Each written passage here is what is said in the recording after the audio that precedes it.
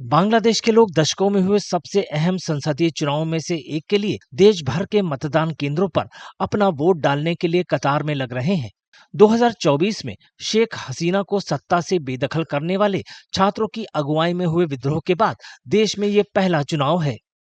इस चुनाव से मतदाता बड़ी आस लगाए हैं। उन्हें उम्मीद है कि उनका वोट सालों के विवादित चुनावों के बाद देश में लोकतांत्रिक मूल्यों को बहाल करने में मददगार साबित होगा।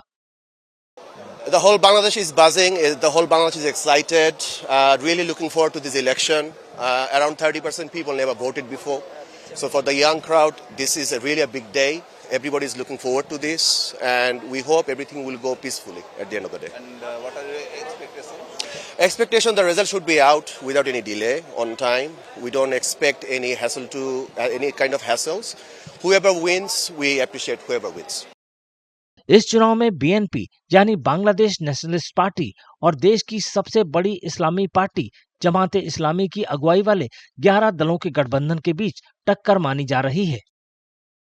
এমন একজনকে ভোট দিতে চায় যারা বাংলাদেশের মানে নতুন বাংলাদেশ গড়বে এরকম একটা আশা দিয়েছে। সবাই ভালোভাবে এলাকা রাষ্ট্র চালাবে, এলাকা ভালোভাবে কিছু কাজ করবে, এই ধরনের আশা আমরা উৎফুল্ল হয়েছি। আমরা বিশ্বাস করি যে এবারের ভোট আমরা এমন একজনকে দিব যাতে রাষ্ট্র ভালোভাবে চালাতে পারে। 17 years I am here to vote for the candidate.